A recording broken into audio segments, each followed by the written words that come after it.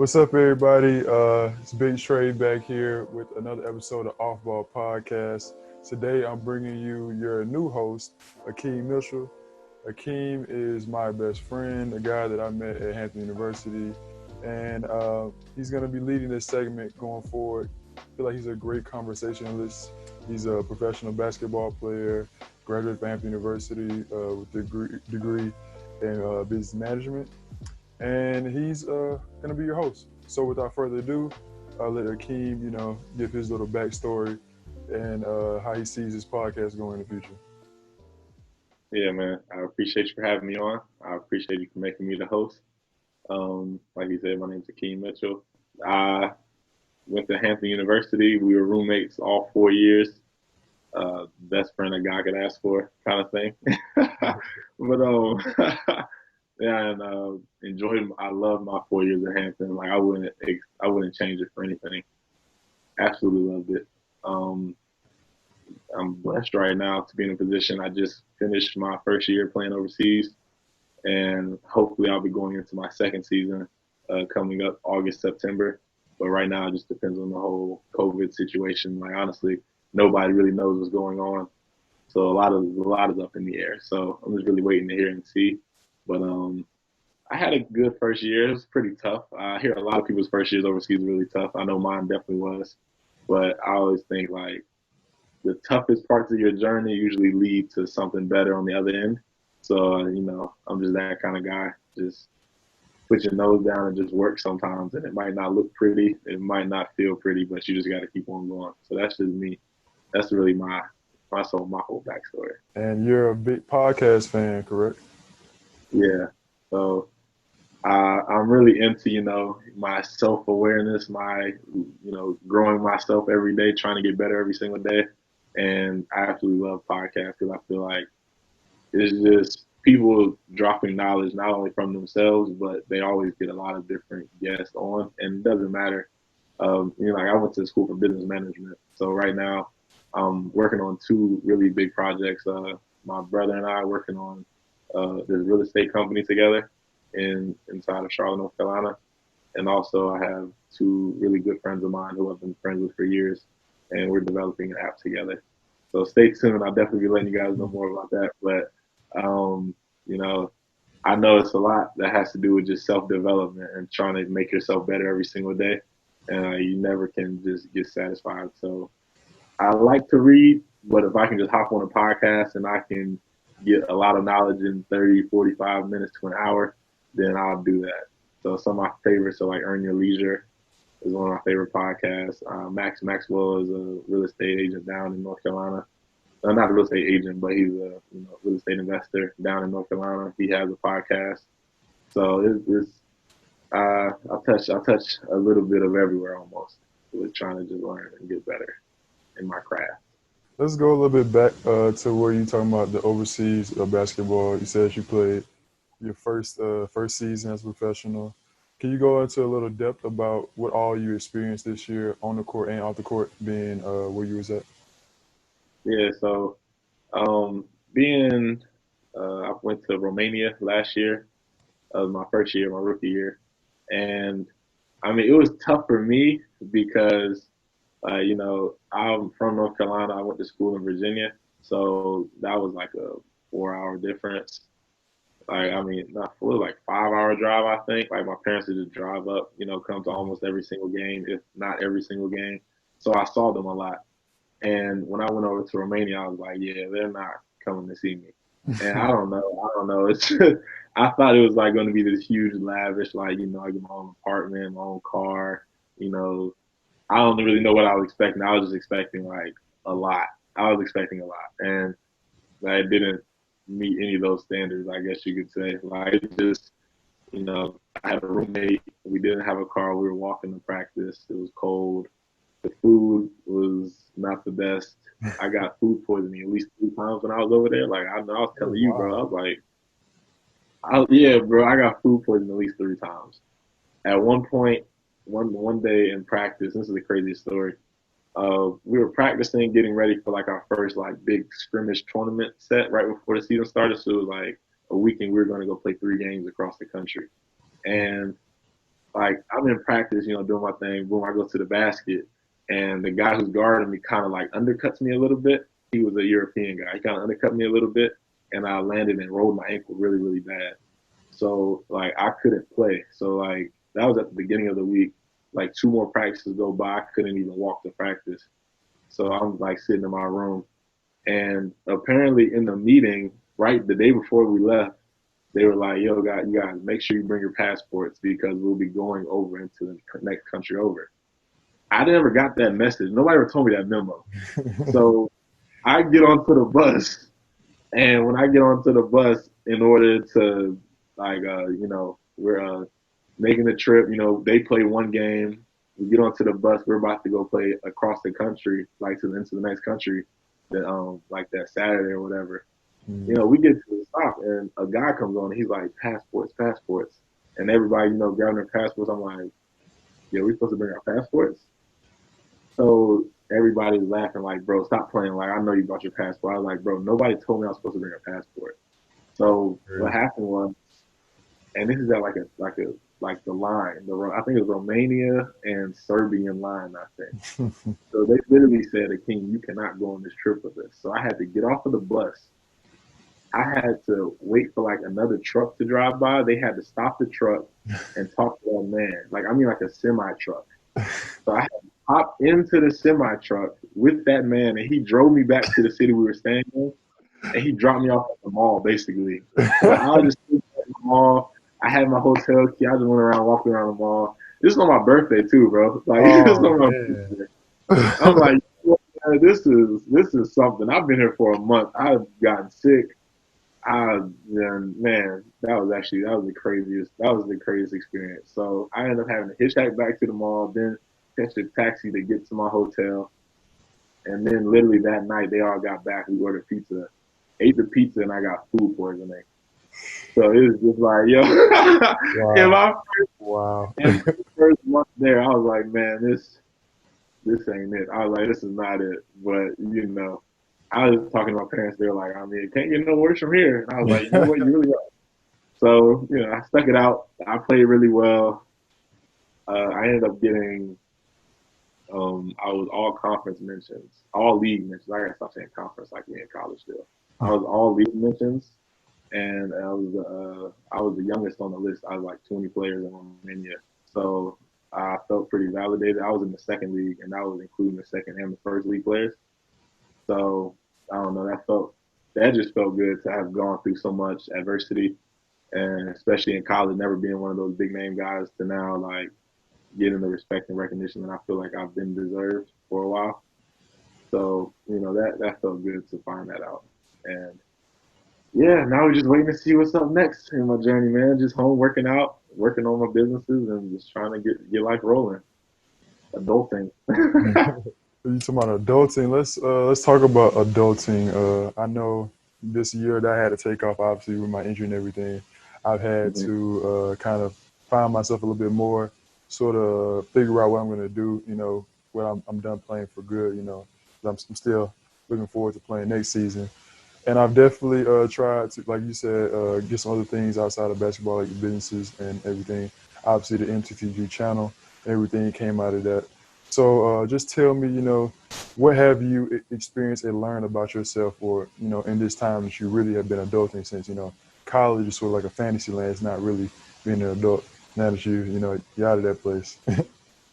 Hey man, where you hear that fantasy land? Where you hear that from, man? Oh, good You old hear Buck, that man, Coach Buck. You already know. from? You already know. Ah, yeah, man. So I'll tell you, man. Just this last year, that whole Romanian experience, it was a lot I was going through. But I just feel like I'm a very optimistic person, no matter what's going on. And I just know life's going to test you no matter what. And you just have to have a positive outlook on life and understand you can't just quit. Like, the best people go through very hard times just like everybody else. I know everybody's story is different. Like, I can't try to compare my life to anybody else's. I just have to like look myself in the mirror every day and just try to do the best that I can do. But like I was like, man, I'm in Romania. A whole lot's going on right now, but I'm not going home. So either I suck it up and figure it out, or, you know, it's just going to keep being worse. And I'm just going to keep on mentally like taking myself down. So the one thing I could say that I've learned about myself is that I'm definitely, I feel like I'm built for like whatever comes my way. So that's one thing I learned about myself, and I don't think I'll ever quit in anything I need to do. I'll just take my lesson. It's never really an L or a failure. It's just a lesson. You just learn your lesson and keep it going. It's never really a failure. So whatever that may be for anybody, that's just how I feel about my life personally. A lot of people might not know that you enjoy cooking and you have your own IGTV, Akim's Kitchen. So Yeah. go ahead and tell us a little more about your passion for cooking and what's the more to come with that. So I don't know. I've always loved cooking. It was my mom back in the day. I just walked downstairs one morning. She'd be making breakfast. You know, she'd teach me how to make some eggs or, you know, stuff like that. It started off like that. And I just love cooking. And I don't know. It just kind of hit me last year. I was like, man, like, especially coming from the Black community, a lot of us don't have good eating habits. Mm-hmm. So I was like, you know, what's one way I could give back without really like overstepping to me? Not necessarily boundaries, but, you know, in my free time, I could still give back. And I realized that King's Kitchen was one of those ways that I could just try to bring healthy recipes and healthy options for people that are still easy to make. And, you know, you might not be an athlete or anything like that, but it still would be healthy options.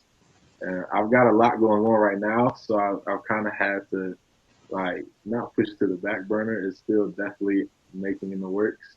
Mm-hmm. But I've got a lot of recipes coming up, but I haven't been able to put as much time as I wanted to into King's Kitchen. But best believe, it is still around. It is still a thing. One day we're gonna look up. Somebody gonna be driving past the Ruth Chris and be like, "I don't want Ruth Chris. I'm trying to go to King's Kitchen," and it's gonna be right there. Oh, trust me. It is still working. It's still in the works. Obviously, being that you're now the new podcast host, we'll definitely be showing what you got going on over there. So, can you tell me, like, what's your perception on how college prepared you for real life? I guess because you know, I personally feel like college definitely showed me some things, you know, may help me grow and everything. But it's sort of like we said earlier about being a fantasy land. It didn't really show me, you know, the things that I feel like I needed to be an adult. Obviously, a lot of those things probably had to come from, you know, other experiences outside, you know, just being in college. But just tell me what you feel about, you know, college preparing you for life. Well, yeah. I mean, you can tap in if you feel like, you know, I'm hitting a point here, but like you said, at Hampton versus the real world, I don't know. It felt like such a safe place and such a sanctuary of just like being able to be yourself and like being able to explore your blackness, I guess you could say.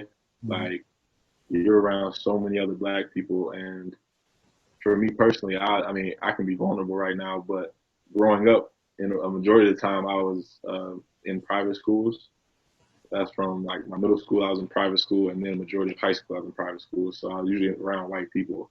So I don't know. Sometimes that brainwashing even gets to black people, and I didn't feel I didn't really know what to expect. I was nervous when I first went into Hampton, Mm-hmm. but I'm so glad that I got to experience all of that just because like I see myself and my own people so much better than I did when I was in high school coming into it. You know what I'm saying? Like that 4 years really molded me, I think, into being like a strong black man that will be able to help my community and my family in the future. And so I just know that's one reason like I'm really, really thankful that I went to Hampton. And I would say as molding me getting ready for the real world, I mean, I don't think any college you go to can get anybody ready for the real world because it's just, I don't know, it's just a difference. Unless you've been paying bills and, you know, having to get up. Like we had to go to work, but like a 9 to 5 is completely different. Like on a day-to-day grind, you know, just trying to figure out life. Like relationships are different. You're not living together in the same little space. You can't just get up and go to the cafe with your girlfriend anymore. You can't just walk her to class anymore. Like everything is different. And it just is like you got to find a level of comfortability because now I don't see you guys anymore as much as I used to. Right? There's no way we'd be able to unless we all lived in the same apartment complex again. Right? Yeah. So it's a lot of things that you really miss from college on a day-to-day basis that you wish you could get back that just won't be able to get back.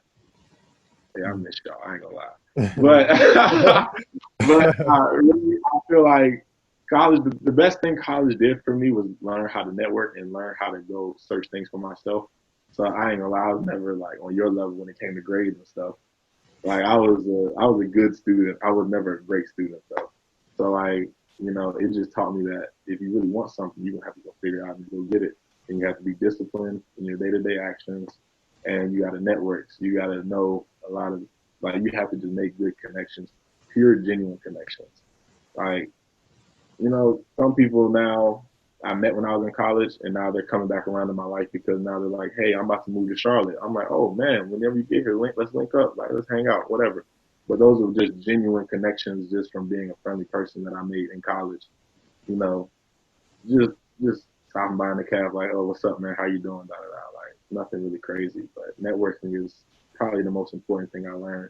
And then just having a disciplined regimen of your day to day, which I feel like is very important as well. So those are probably the two main things I learned from college that I can take away. But you mentioned it slightly, but I want to ask you, what's your relationship status right now, man? Like, what you got going on, man? I know this About, this is not really one of those channels, but people got to know how it is to be younger Akim Mitchell, man. I'm about single as a Pringle. Man, I ain't. I'm. I'm not gonna lie. I'm kind of cool off of the dating right now. Yeah, Last one, last one was the last one. It is what it is. I ain't mad at all. It's just another learning lesson. I still got love for the person, no question. But it just didn't work out. So I mean, right now I'm just kind of just trying to focus on my life, trying to get my own situation somewhat in order, and yeah. then I might open the doors back up. But right now I'm just kind of reserved, I guess you could say. But I'm chilling. I'm chilling. I ain't gonna put you on blast to try to ask you the same thing. Uh-huh. I What you say? ain't gonna put you on blast. I heard about the young Trayvon Barnes, boy. You better stop Nah, playing with me. nah, you ain't hear nothing about me. I'm single, man. I've been single for a minute.